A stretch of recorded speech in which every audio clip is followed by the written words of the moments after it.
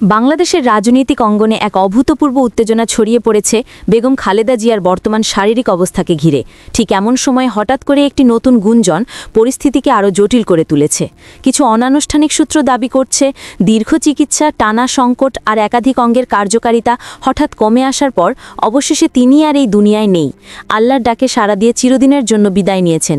যদিও এই তথ্য এখনও কোনোভাবেই আনুষ্ঠানিকভাবে নিশ্চিত নয়, তবে গুঞ্জনটি ছড়িয়ে পড়ার মুহূর্ত থেকে সাধারণ মানুষ থেকে শুরু করে রাজনৈতিক মহল পর্যন্ত সবার মধ্যে নেমে এসেছে এক ধরনের নীরব শোক, গভীর হতাশা আর মানসিক অস্থিরতা।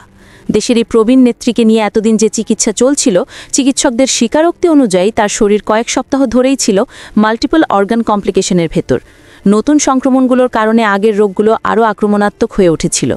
হাসপাতালে অবস্থানকালীন তার হৃদযন্ত্র ও ফুসফুসে তীব্র সংক্রমণের প্রভাব ছিল সবচেয়ে গুরুতর। চিকিৎসকের ভাষায় এটি ছিল chest infection combined with heart involvement, যেখানে সামান্য শ্বাসকষ্টও শরীরের ভেতর ভয়াবহ চাপ তৈরি করছিল। এজন্য তাকে 24 ঘন্টা পর্যবেক্ষণে রাখা হয় এবং প্রতিটি ঘন্টা হয়ে ওঠে অত্যন্ত গুরুত্বপূর্ণ। তার পুরনো হার্টের জটিলতাও নতুন অবস্থাকে আরও ভয়ঙ্কর করে তোলে। হৃৎপিণ্ডে থাকা ব্লকেজ, বসানো স্টেন্ট, স্থায়ী পেসমেকার এসব মিলিয়ে তার শরীর যে অবস্থায় ছিল, সেখানে যে কোনো সংক্রমণ প্রাণঘাতী হুমকি তৈরি করতেই পারে। তার দীর্ঘমেয়াদী অন্যান্য রোগও পরিস্থিতিকে গুণিতক কঠিন করে দেয়। বহুদিন ধরে থাকা লিভার সিরোসিস শরীরের বিষাক্ত উপাদান নিয়ন্ত্রণে সমস্যা সৃষ্টি করছিল। কিডনির দুর্বলতা ওষুধ বেছে নিতে চিকিৎসকদের সীমাবদ্ধ করেছে। ডায়াবেটিস ক্ষত সারার গতি কমিয়ে দিচ্ছিল এবং সামান্য সংক্রমণও দ্রুত ছড়িয়ে পড়ার আশঙ্কা বাড়াচ্ছিল।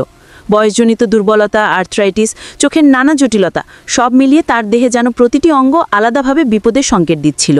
এই কারণে মেডিকেল বোর্ড তার জন্য বিশেষ high risk critical care protocol অনুসরণ করছিল, যেখানে প্রতিটি সিদ্ধান্ত নেওয়া হতো অত্যন্ত হিসেব নিকেশ করে। বিদেশে চিকিৎসার পর দেশে ফিরে তার শরীর স্থিতিশীল হওয়ার কিছু ইঙ্গিত পাওয়া গেলেও সাম্প্রতিক সংক্রমণ সেই স্থিতিশীলতা সম্পূর্ণ ভেঙে দেয়। ঠিক এই পরিস্থিতিতেই গুঞ্জন ছড়ায় যে চিকিৎসকদের শত চেষ্টা ব্যর্থ হয়েছে, তাকে আর জীবিত রাখা সম্ভব হয়নি। এবং এই খবর শোনার পর থেকে তার রাজনৈতিক সহকর্মী, দলীয় নেতাকর্মী থেকে সাধারণ মানুষ পর্যন্ত গভীর কষ্টে স্তব্ধ হয়ে গেছে। একটি জনমুখী নেতৃত্বের এমন শূন্যতা যদি সত্যিই ঘটে থাকে, তা কোনোভাবেই পূরণ করা সম্ভব নয় বলেই অনেকে মনে করছেন। তবে সবচেয়ে গুরুত্বপূর্ণ বিষয় হচ্ছে, আনুষ্ঠানিকভাবে কিছু নিশ্চিত না হওয়া পর্যন্ত সব ধরনের তথ্যই এখনও অনিশ্চিত পর্যায়ে রয়েছে। চিকিৎসকেরা এখনও বলছেন তার শারীরিক অবস্থা অত্যন্ত জটিল এবং প্রতিটি মুহূর্তেই ক্রিটিক্যাল। তাই পরিস্থিতি স্থিতিশীল রাখা এখনই সবচেয়ে বড় চ্যালেঞ্জ। দেশের রাজনৈতিক অঙ্গন, সাধারণ জনমানুষ এবং পুরো জাতি এখন অপেক্ষায় আছে হাসপাতাল বা পরিবার থেকে দেওয়া আনুষ্ঠানিক ঘোষণার। যতক্ষণ না সেই ঘোষণা আসছে, ততক্ষণ যে কোনো গুঞ্জনকে সত্য হিসেবে ধরে নেওয়া বিপজ্জনক এবং পরিস্থিতিকে আরও বিভ্রান্তিকর করতে পারে।